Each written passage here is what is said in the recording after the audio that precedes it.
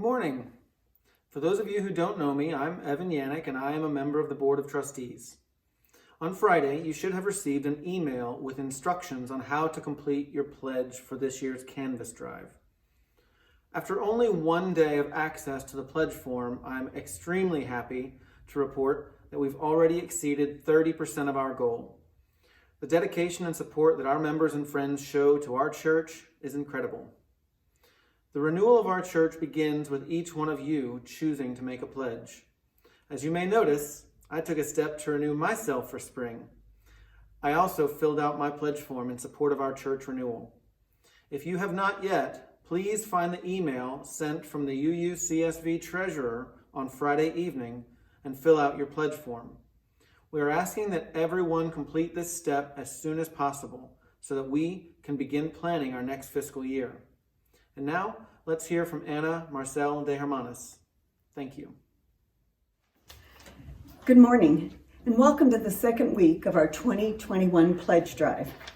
My name is Anna Marcel de Hermanis. I'm a 30-plus year UU member, and I've been here as a member for 3.5 years, a member of the board for the past 9 months, and serving as a Canvas Drive member for the second time this year.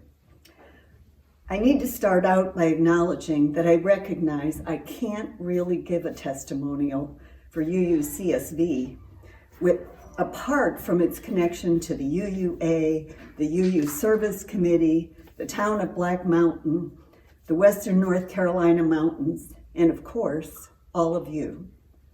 But here's my stab at it anyway. From the moment Ray and I stepped through the doors to the church, we felt welcomed and drawn in. I remember Julia's heartfelt greeting, letting us know that she'd been new just the year before and offering her friendship. I remember the Carol and Pam team inviting us to membership, and Sandra's always making a point to speak to me during coffee hour.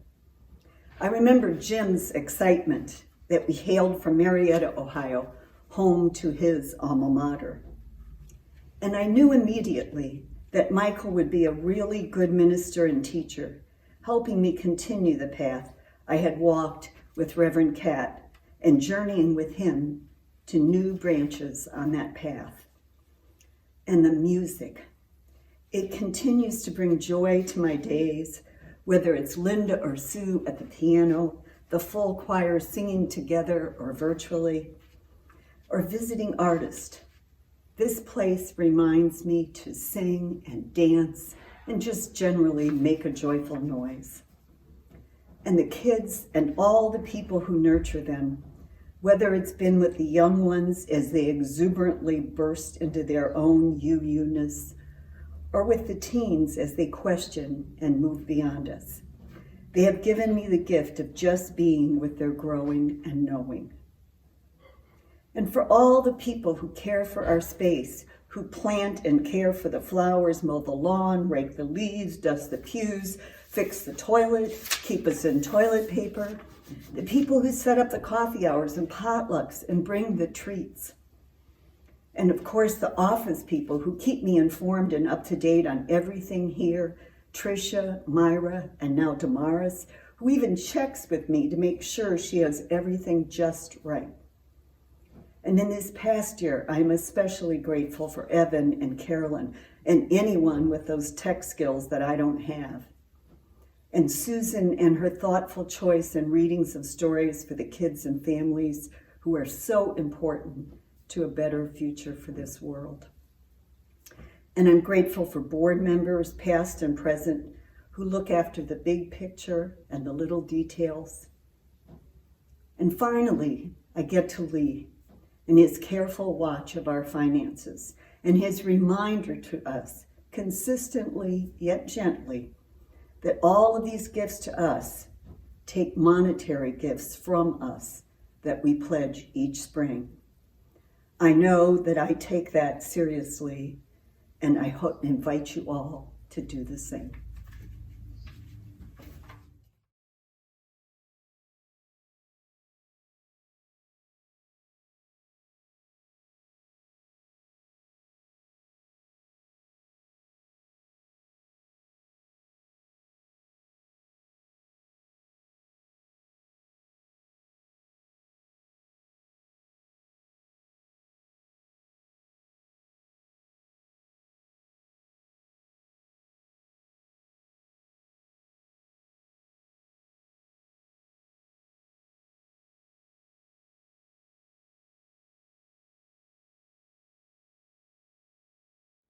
Good morning, and welcome to the Unitarian Universalist Congregation of the Shenandoah Valley.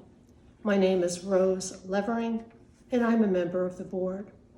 Today's reflection about who and what we are comes from the Reverend Scotty McClellan of Stanford. He said, Unitarian Universalism is a wisdom tradition that's at a crossroads critical to the new global community, where we need to listen to each other across differences and learn about each other in depth. It affirms our basic human unity, our ecological interdependence in the world, and our spiritual connection to the larger universe. Let the service begin.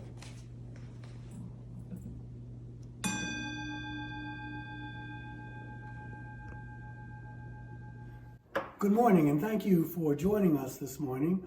We are the Unitarian Universalist Congregation of the Shenandoah Valley. And so I want to begin our service this morning with these words. We are here to face the truth about ourselves and about this faith that we love and all the ways that it serves ourselves and the world. We don't do this for ourselves or by ourselves. And we say we are open and diverse. And we want to answer the call to service in a world that not only needs our message, but a world that needs our hope and our revived energy. And for this, we are eternally grateful. And with those words, we light our chalice this morning.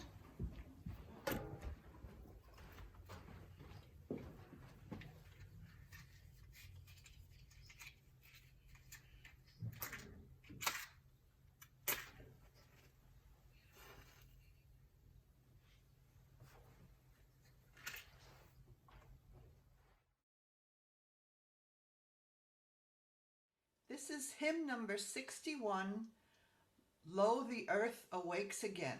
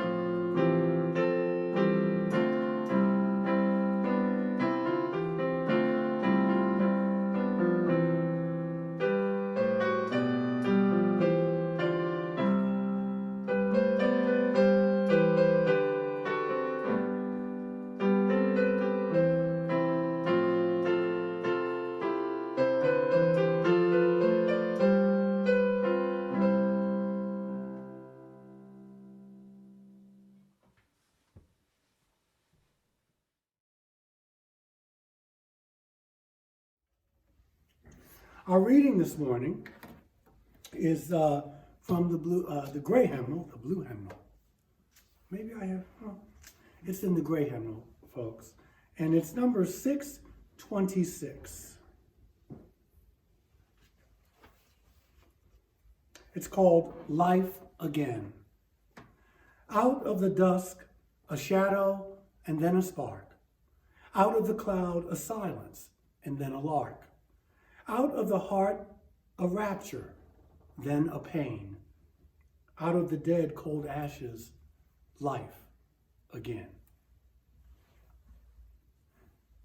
This is the time in the service when we invite you to share your joys and concerns, a sorrow.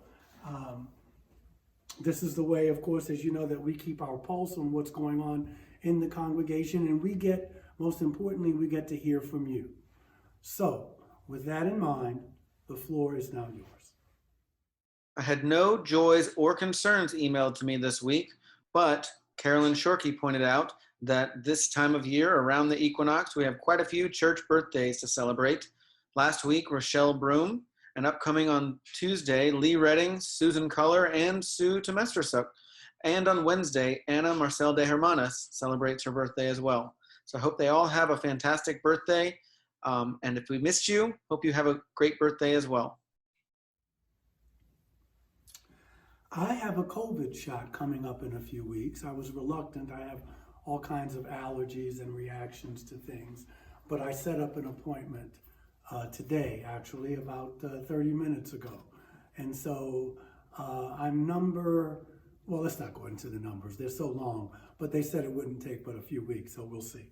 I think that's good news, as long as I don't have too much of a reaction. So I'm grateful.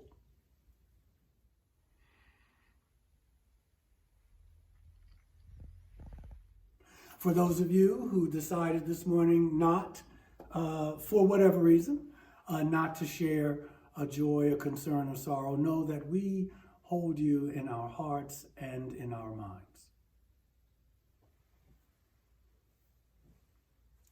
Our meditation this morning is entitled The Gift of Today. So please center yourselves as you see fit, whatever makes you comfortable, and just let these words enter your consciousness. Life is measured in years, while it is only lived in days. Life tales are told in generations of past, present, and future, while it is lived only one day at a time. The gift of life is not a gift of great sweeps of years, but in the single day, the day in which we partake in now. It is tempting to live off the capital of yesterday, on the anticipation of tomorrow, but again, it is today that the hands of the clock measure the hours of our lives, and it is the presence of time within us that tells us its significance. Why must we live in that can never again be, or the future that has not yet come?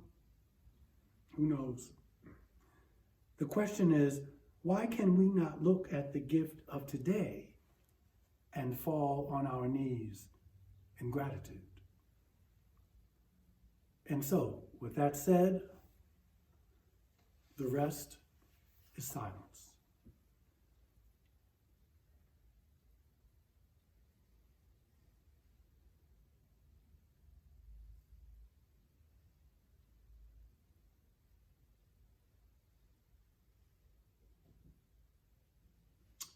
And so it is.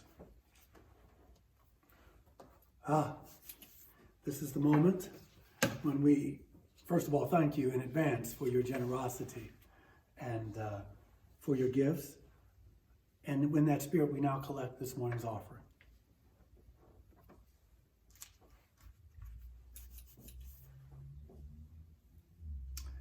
Your gifts are greatly appreciated and received with open hearts. Thank you so much. We need the support, even though we're not meeting face to face as yet, but bills have to be paid, staff has to be paid, and so once again, we thank you.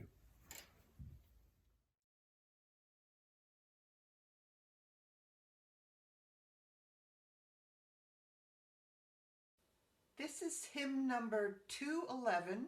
We are climbing Jacob's ladder.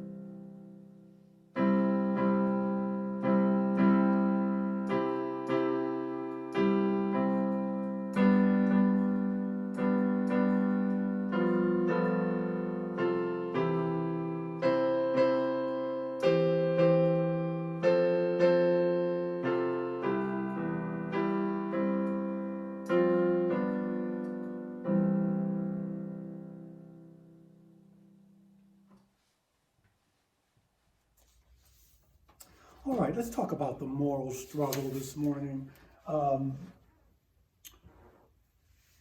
This is just a reminder of what it is to be human. You see, it's not always to be a human being. We can agree on that. And it's easy to forget this. It's easy for us to forget that it's not easy to be a human being, especially when we are interacting with other human beings. And so this is not to suggest, I want to be clear from the outlet, that we let people run roughshod over us, that we don't have healthy boundaries, that we let people take advantage of us. That's not what I'm talking about at all. It is just the fact that all of us, in our own way, are dealing with our own struggles, our own moral struggles, while in this body, in this place, on this planet, and at this particular time. So I want to talk about that this morning from various angles. To be human is to be frustrated. That's just part of the deal. And I'm not talking about being frustrated all of the time. The teachings of the Buddha tells us that life is suffering. But in different translations of the Pali Canon, another word for suffering can be frustrating. So the Buddha tells us that life is frustrating. So I want to use the power of myth to illustrate my point. We've all experienced it at one time or another in our lives. We've all experienced it. It's called, it's an existential frustration. People are not acting the way we think they should act, or life is not progressing as we think it should be progressing. And so at times it can feel like the multiverse, the universe, call it what you will, is somehow aligned against us. Now, we know on one level that this is not true, but it does feel that way, or it can feel that way. At times we may feel that we have lost it. We've lost it. And you're asking, well, Michael, what is it that we have lost? And I'm glad you asked. We have lost the desire to keep on trying. So I want to take the myth of Prometheus, written by the Greek Tragedian Aeschylus in 430 BCE. You may recall the myth. It's called Prometheus Bound. Prometheus gives the secret, he gives the gift of fire to humanity.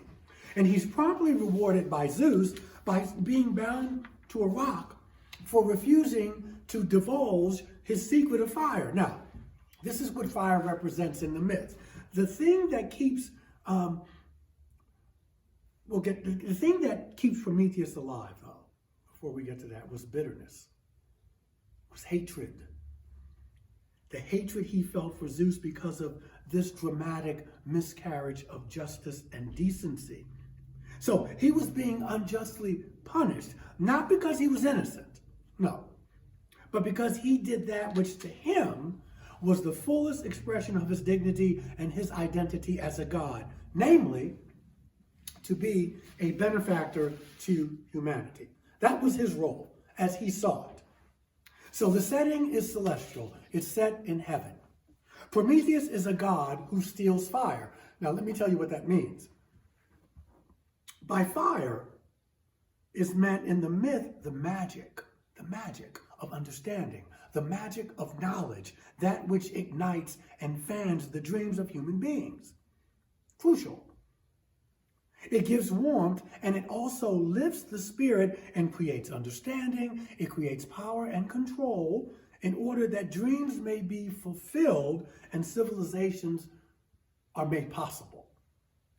So it's not Mickey Mouse.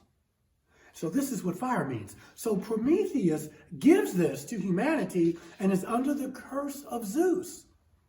And because he gives the power of fire to humanity, he's not only banished from heaven, he's sentenced. He is sentenced to be chained to the rocks on the side of the Caucasus Mountains. Prometheus, as you can imagine, is bitter. And he believes that Zeus has no sense of responsibility for his creation. Now, the other gods, the lesser gods, urge Prometheus to let it go. Let it go, man. But you don't have to be right about this. But Prometheus is angry and he refuses. He says, I defy his will. I did the thing that was right in regards to creation, and if Zeus is against it, then I am against Zeus. I must bear what is ordained me. I must bear it with patience and realizing that this is what I must do. I know something. His days are numbered. You see, Prometheus is blessed with the gift of second sight. He is blessed with the gift of prophecy, and he can look a little bit ahead. Actually, he can look a great distance ahead, and he knows the secret. He knows the secret. The secret is this, that Zeus cannot possibly survive because omnipotent power, as expressed by Zeus, cannot survive. Think about that in our times now, maybe around politics. It's just something to look at. Omnipotent power cannot survive. Why? Because the clue to the understanding of life is not to be found in impersonal blind power. So Zeus hears the other gods talking about Prometheus knowing something that he does not. And so Zeus, being omnipotent, but not omniscient, well, this creates a problem for Zeus. Prometheus is omniscient. He knows everything, but not omnipotent, as is Zeus, who has unlimited power. Zeus says this, I will make a bargain with you. I will give you freedom if you give me your secret. Tempting. Tempting. Yeah. This is the question for you. What would you give in exchange for your secret? What would you give? This is the question put to human beings in the moral struggle. What would you give? What would you give up for your secret? Prometheus would not sell his secret because the price that had to be paid was one that he could not, because that meant he would have to repent for what he had done. So Zeus had Prometheus banished to the underworld, a place called Tartarus, because he was just livid. He was so angry with him. And Zeus says this, if you will not yield, I'll simply destroy you. I will destroy you. And that's the end. That's the end of the story. The rest of the play is lost. And so Aeschylus is saying that what kept Prometheus alive in the story was his bitterness and his hatred for Zeus. He felt he was a victim of this miscarriage of justice and decency. Again, he was not innocent. Are any of us really innocent? But he did what he felt he had to do for the good of humanity and for the good of Zeus's creation. Centuries later, in 1820, a poet by the name of Percy Bysshe Shelley wrote Prometheus Unbound. Let's call it a reboot, if you will.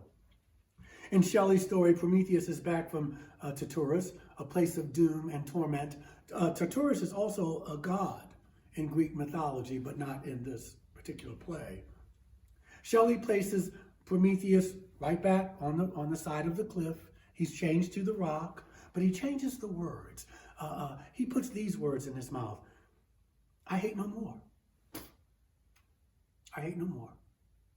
Down in the lower regions, I have laid bare my soul to all of the agonies and bitterness from my profound and moving sense of injury, until at last all of my will for revenge has been exhausted.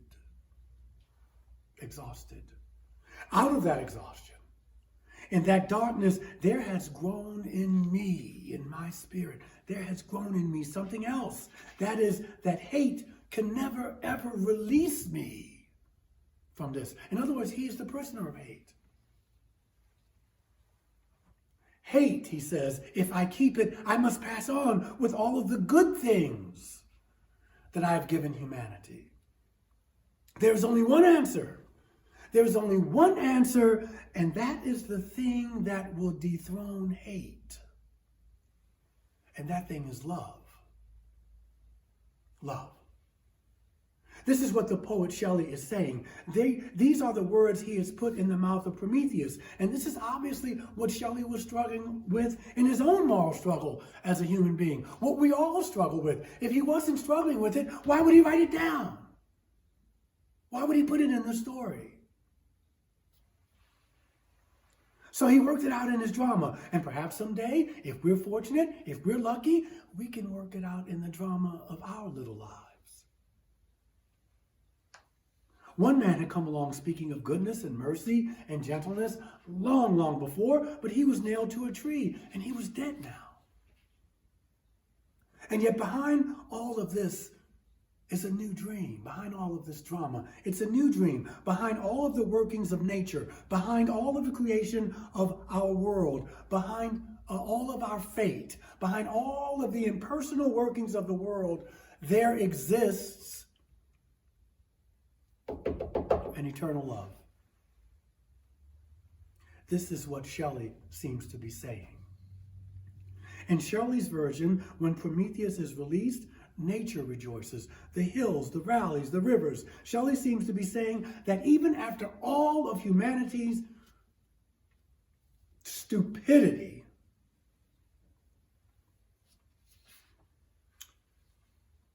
we are not finished yet. We are not finished yet. Prometheus has held his ground. He has become mellow. He has deepened. He has become enriched, but he has not broken. He's still true to his dreams. Prometheus had someone visit his wife, Asia, to give her comfort as she was banished along with him while he was being changed. Human beings had learned arts and crafts and astrology and astronomy, how to work with metals. They learned about the earth, and yet they still had not learned how to live with one another. And so after all this stupidity, he still says, humanity is not finished yet. The world is not finished yet. Human beings worship gods. Yes, we worship gods. And we obey the gods that we worship. And if somehow we could lift our sights, if somehow we could make things, if we could lift our sights of religious worship and devotion until we could perceive ultimate goodness, ultimate beauty, if you will, then perhaps our religions would be more authentic and merciful. But the tragedy of human life, according to Shelly, is that humanity becomes like the gods we worship. There are no atheists. There are no atheists to Shelly. We become what we worship. And if we are bad at it, it's because we are worshiping bad gods, right? You want to know what you believe in? See what you give your time to. Tally it up at the end of the year. Because what you worship, you give your time to. And yet we are all on a continuum, and we are not finished yet. And neither is our world. And now, he's not saying that evil doesn't exist. That's not what he's saying. But he is saying that the contradictions of life are not ultimate contradictions.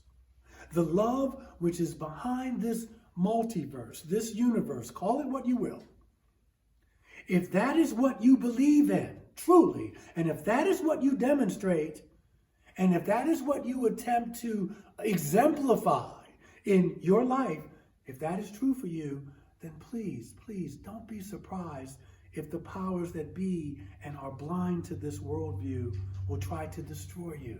Don't be surprised by that. This is crucial. Don't take it personally. Don't develop a martyr complex. You are working on your dreams. And those who reject you and your dream, you must somehow make their rejection your strength. If you do that, you will die in some instances. Of course you're going to die. You and I are going to die anyway. You may even hurry it up a little. You may even expedite it. Your heart may ache, but it is going to ache anyway. So wouldn't it be nice to have it ache for something significant? Remember, you're not done yet. You are in process. You are on your way, but if only in one little way you are able to be you authentically, then you are significant. If you can be you in a world that is constantly telling you not to be you, if you can be you in a world that is telling you that you are not good enough, if you can be free in one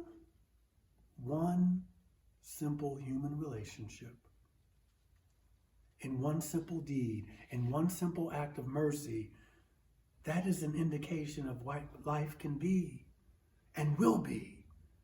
And when you leave this world, you will leave it with a joyous shout. Can you keep the desire to keep on trying, to keep on going? That's the question. Can you dig around the rubble until you find the thing upon which you can start building all over again? This is the moral struggle. This is it. This is it. If you can answer yes to beginning again when you are knocked down, if that is your faith, then nothing can destroy you. Nothing can destroy you. No power in heaven or hell or on the earth can destroy you. Not the real you. Not the real you. For you see, the contradictions of life are not ultimate contradictions at all. They are not final. And I don't know about you, but I thank God for a storyteller like Aeschylus and a poet like Shelly. May it always be so. Amen, and blessed be.